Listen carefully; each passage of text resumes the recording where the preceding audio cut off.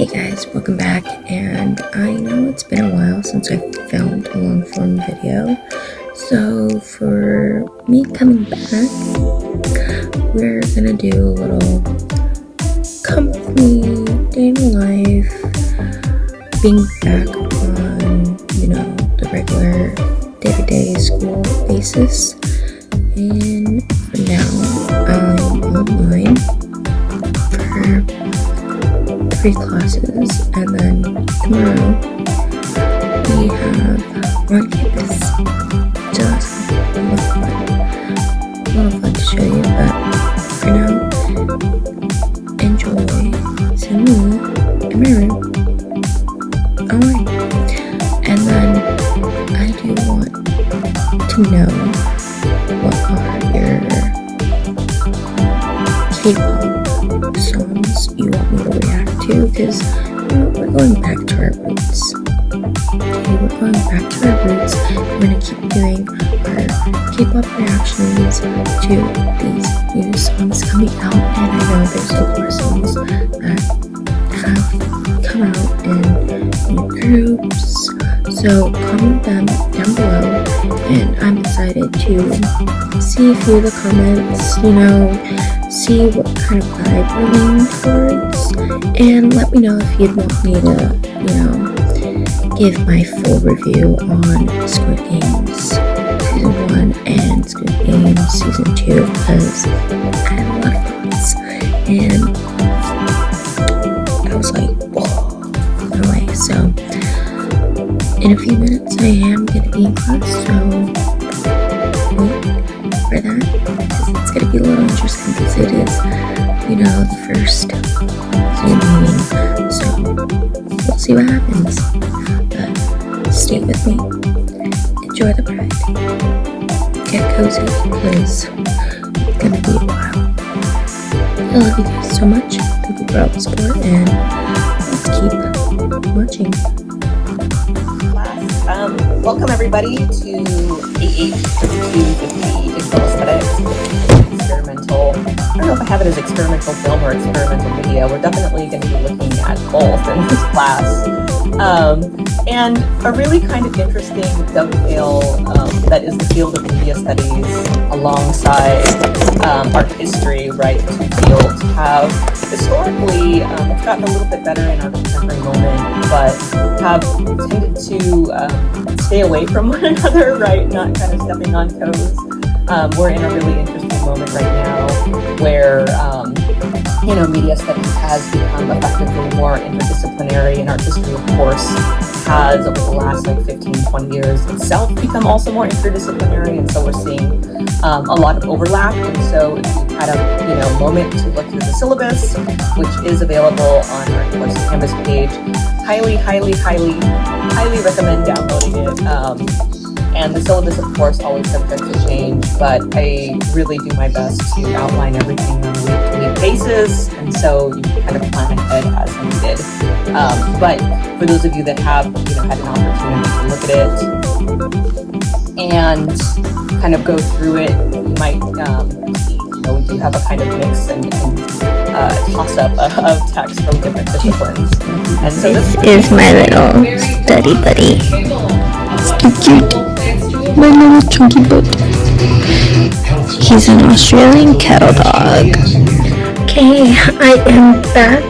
This is my second day in class. I know it's really bright. But so far it's been good, except for parking. I went yesterday on campus. Worst thing ever could have done. But right now I have 30 minutes before class starts online, so you're gonna get ready with me for class. So, and it's been quite a hectic week. Week's not even done, and I'm already over it. So yeah, and then I got stress pimples, so we're gonna cover up this. My favorite thing is hero patches. I don't have the small ones, so we're going to be using the big ones. So that's going to be a doozy. Anyways, how's your guys' day? what's fun, what's new. And, you know, I'm going to be doing a video on what I've been doing for my wedding. And it's been really interesting. Let's be honest. You get to know how your family is. And it's tough. And everything is expensive. I've been doing a few DIY things. So, I find since I'm very crafty, very handy with stuff, I am able to use my artistic stuff to use. I know, it looks weird. I know. But I think DIYing a few things for the wedding, or just in general for parties or whatever, saves you a little bit of money. Only because I know, like, there's florists, there's cake, there's a wide variety of people, you know, that do things. And kudos to you if you're like in the financial state to be doing that. But then there's me. Then there's me where I'm in a bit of a situation. But it's been an experience looking through everything and seeing all the prices for a bunch of things that you may need and possibly will need for like a wedding or a birthday party. But it's been an experience. So look forward to that, because there's a lot of things that, you know, you don't think about. Anyways, back to getting ready with me. I am using the Cocoa Kind Rose Water Toner. And honestly, I think I like this one better than... There's another toner that I used to use. Yeah, I just forgot the name. But I find this one a little bit better to use. And I always make sure I get it on my neck. Especially with like sunscreen, moisturizer. Always on the neck. And then I have the Cocoa Kind Vitamin C Glow Serum. This one's good too. Highly recommend. And then there's like the La Roche-Posay Vitamin C Serum. That one's good too. So I only do one on my forehead, cheek, and then like a tiny one on my chin. And then I just spread it around a little bit, and then same thing on the neck.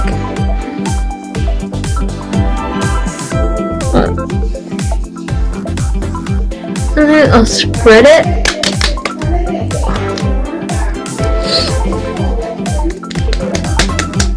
And then I'll tap it in. Believe me, I know the lighting sucks right now. Believe me. Let's see if I can. We're not escaping this lighting.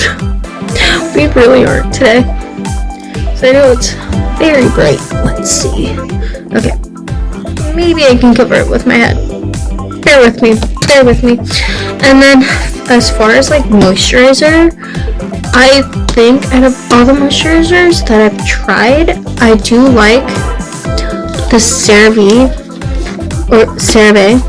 moisturizer. I like this one. And then there's like Vaseline, but I only use Vaseline lotion on my hands, elbows, and knees, because that's where I get most ashy. And since I've been washing my hands so much, my hands get really extremely dry. And I usually have like a Bath & Body Works lotion on here at the same time, so yeah. we're in a way socialized to present or socialized to not fully present who we are. So in order to humanizing education, I think we have to have courage to be vulnerable and present who we are in there without some sort of facade or armor. So it takes courage, and it's not easy, right? But that's one of my teaching philosophy. And on grading, I promised you to talk about grading, my approach to grading. So let me share the reading first. Have you ever heard about on grading? This notion? Especially if you are, if you're one of your career is in teaching profession, which most of you are pursuing. This is a book and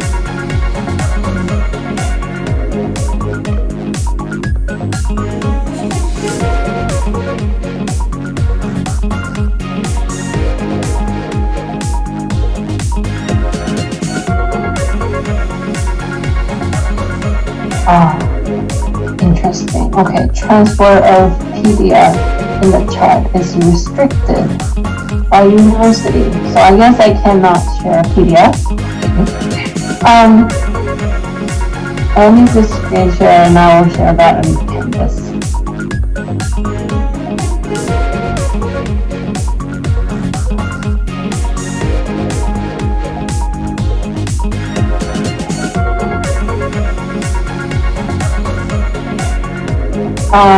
So this is book,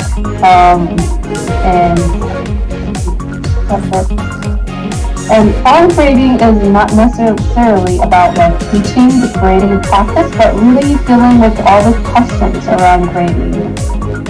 And it's an edited volume, meaning the book has different chapters from different authors talking about how they approach grading and how they actually emphasize learning over grading.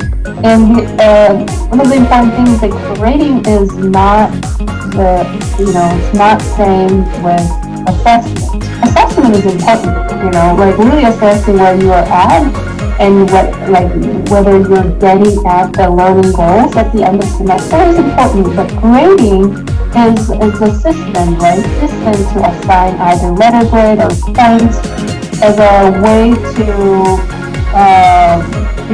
represent your work at the end of the school system or the program. And one of the I think issue that I see with the grading, first of all, in the context of our education, is that if there's a rigid grading system that I implement, students are less willing to take risks and experiment with assignments. What I mean by that is, arts, as we all know, there is no right answer, in making art.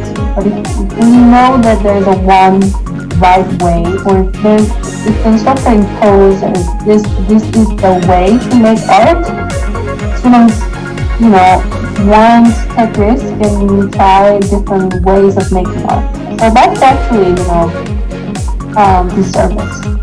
But that's one reason why grading is really tricky in the context of our education. Another thing is that if the instructor emphasizes grading, or if there's a rigid grading system in place, what happens is that students and also instructor as well focus heavily on what grade they get instead of how we improve our work together. If the goal of the class is to actually learn and grow with this materials, we should always think about, okay, what can I do more to understand this concept better? What can I do more to implement this? Or what can I do to actually use these knowledges in the real life situations? That has to be our focus rather than okay, what should I fix to get an A? So that's all the kind of criticism the authors in this book offer, like with this current grading system in higher education in the United States, and also how much the grading is very not consistent, where some professors will give A depending on, some sort of like, rubrics, and some are very vague with grading system. So it can cause more confusion and frustration and end up actually hindering student learning and growth, when you can't really just trust the class instructor and each other, and then focus on learning than just worrying about your grade. So those are, I see what's happening in many different institutions in higher education in the US. And so one of the ways that I approach grading is that I simplify grading, and also I emphasize feedback, whether it's a verbal feedback or narrative. I think those qualitative feedback is a way more important for you to actually learn and understand and digest concept, rather than just giving you B. Because if I just give you B, let's say you send me the writing and just give you B, like, what does that mean? What am I missing, But rather than that, I would rather give you like, okay, I see you're trying to understand these concepts, but I see maybe you can work on this part a little bit more. That's more helpful for you to actually understand knowledge is better than getting grade. So throughout the semester, I will kind of give you more. I'll do more one-on-one check-in to give you verbal feedback about your projects and assignments and so on. And there's also if there's a like other activities, it'll be, like I said, it's a complete or incomplete. When if it's incomplete, it doesn't mean that you lose the whole point, but you have opportunity to get feedback from me and resubmit. Because the goal, again, is to learn, not to just know where you are at with the assignment. So that's one of my approach.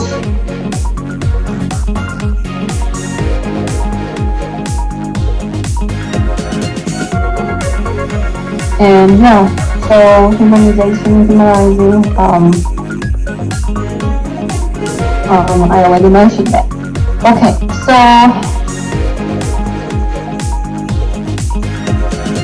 I'll talk a little bit, and then I probably finish our class early, so I can give you time to read Engage Pedagogy. If you go to Canvas, there will be the PDF of the book chapters are uploaded. And it's actually it's a chapter from this book, Teaching to Transcript, which is the yellow book. And there's this, and she was a very prolific writer. She probably wrote like almost 30 books or something like that. I mean, this is all her books. And if you talk about her, like, really, probably, I'm not exaggerating, but maybe like millions. Well, I'm exaggerating. Yeah, hundreds of the videos, interviews, her lectures. She's just a great thinker, and whenever I have a hard time at school, after, with teaching and working with children, or, it's also university too, I will go back to Bell Hooks books, and I joked about she was the cheapest therapist, because instead of going to see a therapist, just reading her text really helped me survive in some cases. And I would say her writing is very accessible. She's not those like jargony academic writers who makes long sentences with a full, big terms. It's very easy to follow, and I'm pretty sure there's some pretty audibles too if you want to listen to. So anyway, the book chapter you're gonna read for this coming Thursday, aside from the Steve Carpenter's Community Art Curriculum, it's from this Teaching to Transcript book, and it's all about the act of teaching and how we can be an educator and practice freedom. It's a really good book. I'm gonna read that. that's the activity. So we have about like 45 minutes left. So again, like I said, I know some of you are driving and I don't want to, and that's something that I was not aware of. So what I will do today then, I will be here, but you are going to go to Canvas and download Engaged Pedagogy and read, and I'll just like post these questions here so you can prepare for our discussion on Thursday, and we're gonna start from Engaged Pedagogy on Thursday, okay? So